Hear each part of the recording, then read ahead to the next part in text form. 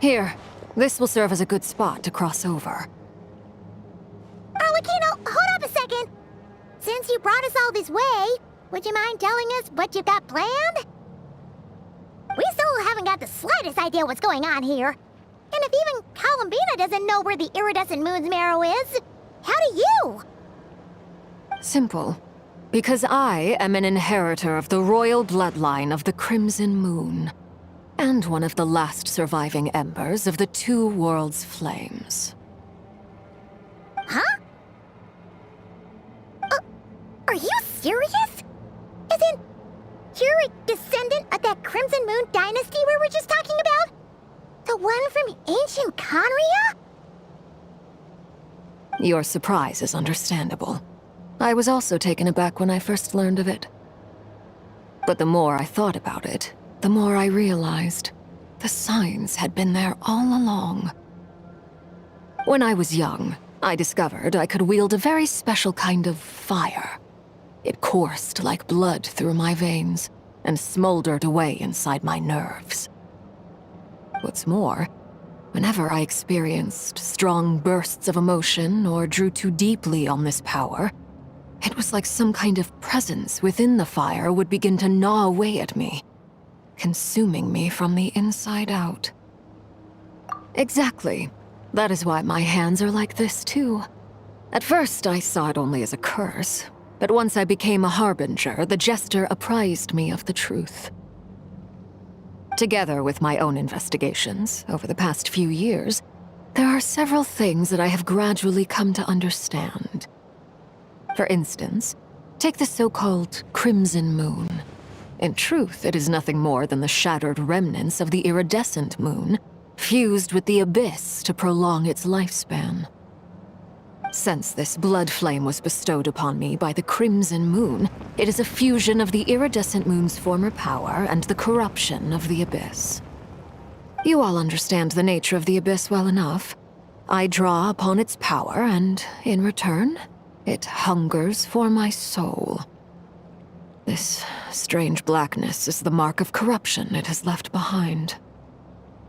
If I recall correctly, you once told me that if the corruption ever made it to your heart, you'd become a completely different person. Yes, and that's the reason I'm always careful not to push my power too far.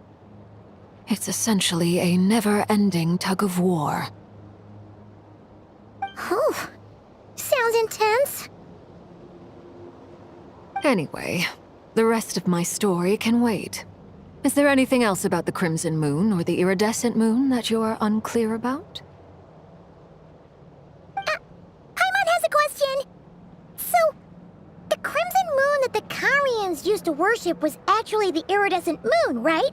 Which was one of the three Moon Sisters. Does that mean that the Carians were to the Crimson Moon as the Frost Moon Scions are to the Frost Moon? So much of that history has been lost. We have no way of knowing exactly what they were like. But I would suspect that the Conrians weren't as devout in their moon worship as it might appear. The iridescent moon's remains simply served as their link to the abyss. Later on, perhaps someone discovered a way to make direct contact with the abyss. Or maybe there was some kind of ideological divide.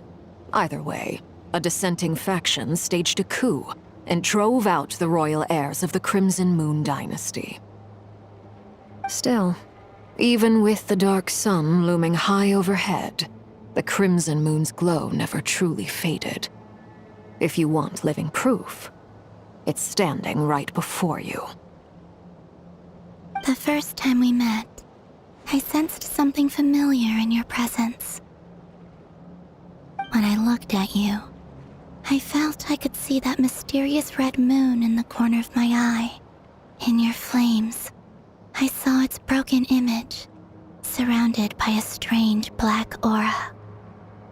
Well, I appreciate that you kept it to yourself. Much about the Crimson Moon is still a mystery, and I'd prefer not to end up as the object of an insane research project.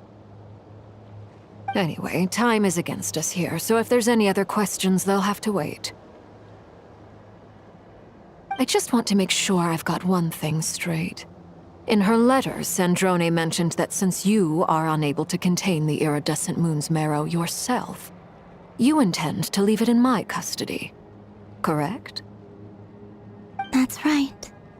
For now, it's the only way I can pay you back for your help. The iridescent moon is already part of who you are, so with its marrow in your possession, you'll be even more powerful than before. Deal. Then let's get started. Get what started? What does this place have to do with the Crimson Moon? When I first became a harbinger, the Jester gave me a book called Harry, also known as Leobranto Innamorato. You should be able to buy a copy next time you're in Fontaine. It's a love story set in the Crimson Moon era, but setting aside the tangled romances of its characters, it also records a few interesting details.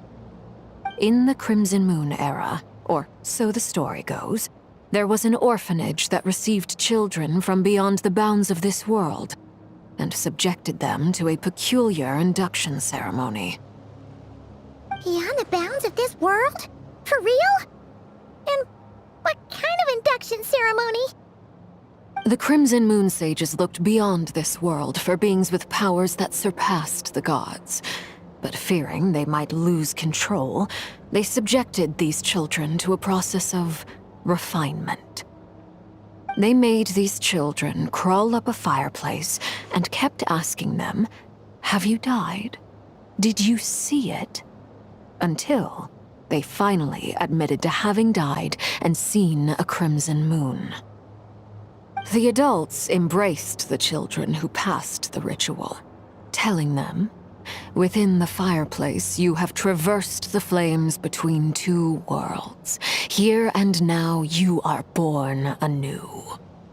The book leaves much unsaid, but I suspect that this was their way of branding the children they had enrolled, leaving an indelible mark upon them so that they would forever live in the Crimson Moon's light. That explains why I can't sense the Crimson Moon's marrow in this world. It makes sense that it would be sealed in a special space that can only be accessed temporarily through some kind of ritual. But there's no fireplace here. Do you see a chimney anywhere?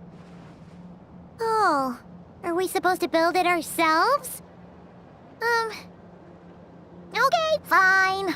Paimon will go find some bricks. That won't be necessary. The fireplace is purely symbolic. The key to the ritual is crossing the flames between two worlds. In other words, the flames that burn within me. Those burned away by such flames leave behind a kind of ghostly afterimage in the world.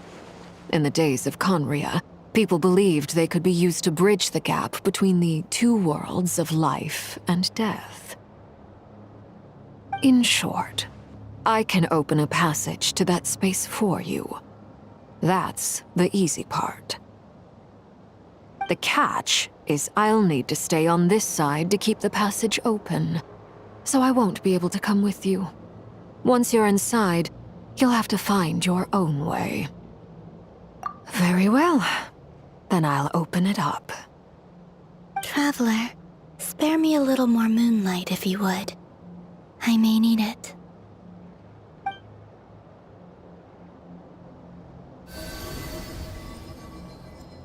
Thank you. I feel like I've recovered some of my strength now. It should be enough to move us across short distances and confront whatever dangers might await.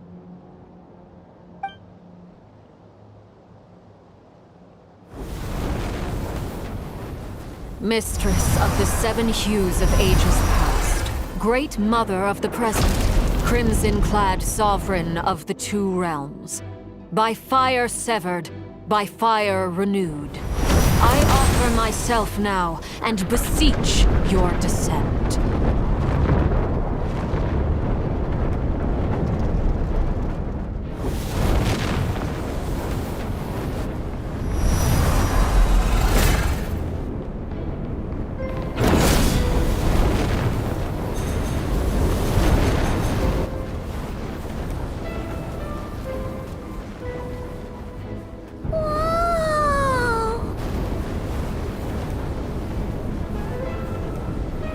One word of advice.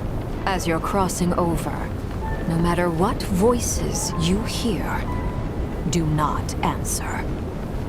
Got it. I sense a sinister gloom inside, but also the familiar light of the moon. I feel that I am about to meet an old friend who has changed beyond all recognition. All right, let's go.